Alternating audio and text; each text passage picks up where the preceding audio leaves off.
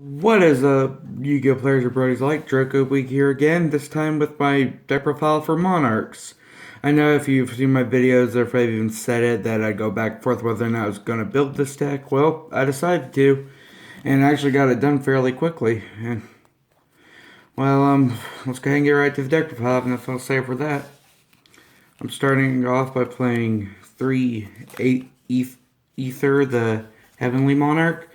For me, mostly, I don't get its effect off for Tribute Summon, but I still keep it around in case I have to. And I don't use its quick effect, but I still play 3 of it. And it's also a really good beat stick to have on board, just like most of the Monarchs I'm playing. Oh yeah, one thing, keep in mind, this is kind of built around the Mega Monarchs. Or certain ones, anyways. And then, next we're playing 3 Erebus, the Underworld Monarch. He spins cards. He shuffles cards from hand on the field back to the deck when tribute summon, or even in the graveyard. And I forget his other effect, but hold on, give me a second.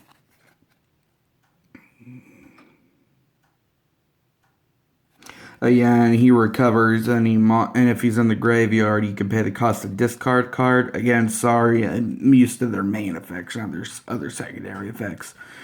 But if he's in the graveyard, you can discard a card and get one of your monarchs in the graveyard back to your hand if you have any.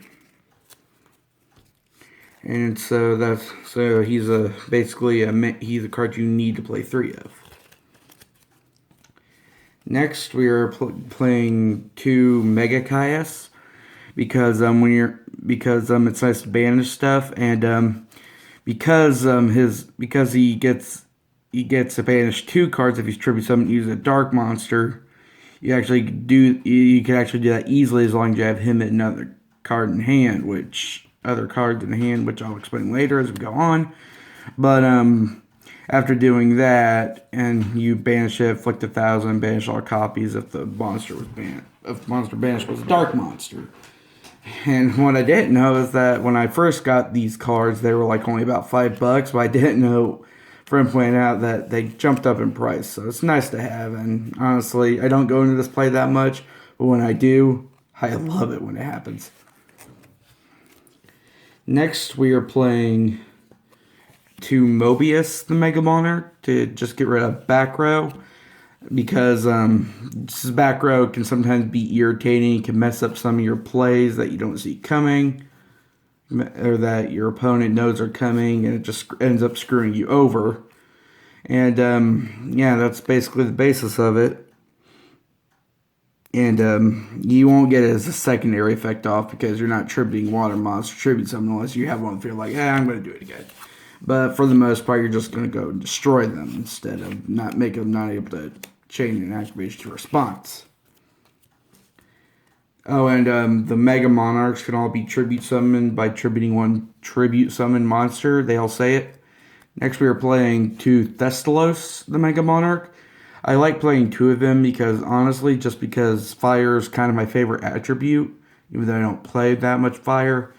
That's why it's my favorite Monarch, and I'm thinking about lowering taking out one of these, replacing it with a Karaz, but until then, I'm playing 2, because it's nice to get rid of something in your opponent's hand and then burn them for it.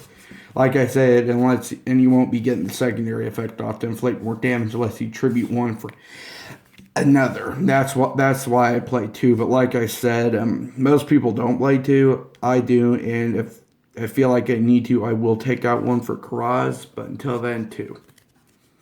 That's it for the Monarch cards. Now for the rest of the support cards, we're playing 3 Idea, however you pronounce that in the TCG, the Heaven Squire, and 3 Eidos, the Underworld Squire. Now the way the combo goes is he summons any monster with exactly 800 attack and 1,000 defense from the deck.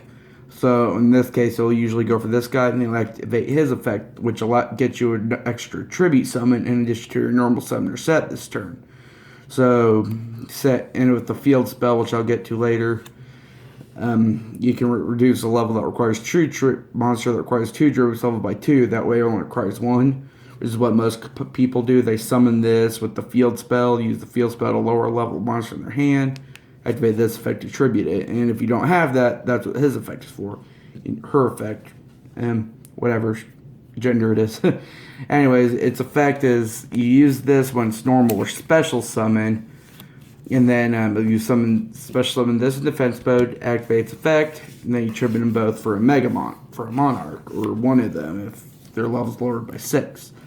But the neat thing about him, he has a secondary effect that if by banishing him, you could target another monster that has 800 attack and 1,000 defense from the deck, and special summon it from graveyard. So basically this, and its effect's not negated, so you get the search off again. And when this card is sent to the graveyard, and it just says if it's sent, so it could be by tribute, that's cost of a summon, destroyed or whatever. As long as it's sent to the graveyard, you get one of your banished Monarch spell or trap cards back. And that's the neat thing about these two, which is why I feel you need to play 3 of each. That's it for the main Monarchs. And then the last 2 monsters we're playing are 2 Majesty's Fiend. I'm thinking about telling that for now I'm playing only 2 of these, but I may cut one off to replace with the Bandy's Fiend I have. But since it's a kind of rough condition, I don't know if it's technically playable. So until I get them, it's got to be Majesty's Fiend, which is a good card because monsters cannot activate their effects. And I know Pepe just got hit recently with the adjusted ban list, and I probably won't see that much. But if I ever get Cosmo to get this on the field for Farm Girl, because I will admit, I said it in my Mod Eyes deck profile, and I'll say it in this way, I hate Cosmo, especially Farm Girl. I don't like her. She's stupid. It's unfair. I know people don't want me to technically say that, but I feel Cosmo Farm Girl is unfair because you get to activate both effects after it does damage. And this just prevents monster effects. Not just light monster effects, any monster effects. Well, I don't know.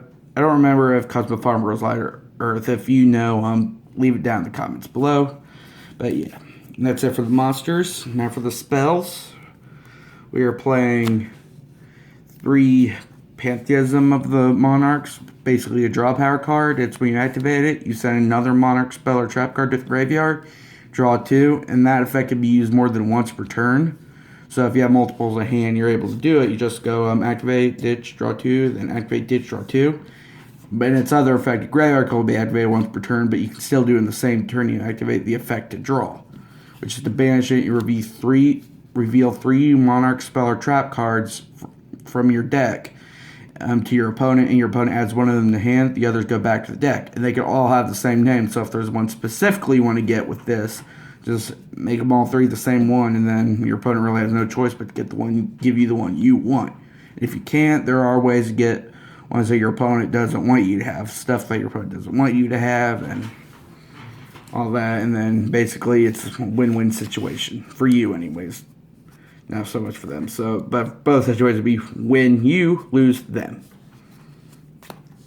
Next, we are playing the field spell, 3 Domain of the True Monarchs. Says that this card prevents your opponent from going in their extra deck if you're the only player that controls a tribute summon monster. And most people don't, nowadays, outside of Monarchs, don't tribute summon their monsters in case it's the only way they can get them out, or the best way around this.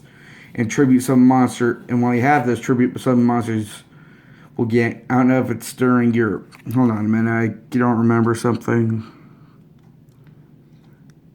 Yeah, if a tribute summon monster you control, not your opponent, if a tribute summon monster you control attacks a monster, it gains 800 attack during damage calculation, which is good. And its other effect is that you can target one monster with 2800 attack and 1,000 defense in your hand and reduce its level by 2. So it's cost down that way. Instead of requiring, which all of them will have, all those monsters that attack will have, be level 8. It'll make level 6 requiring only 1 tribute instead of 2. And it's a really good field spell to have. It's a mandatory 3. Then next, I play 3 Tenacity of the Monarchs. A card that you use, the card that you use to search at any Monarch spell or trap card by revealing basically one of the level 8 Monarchs. And because all my Monarchs are level 8, this is good to have.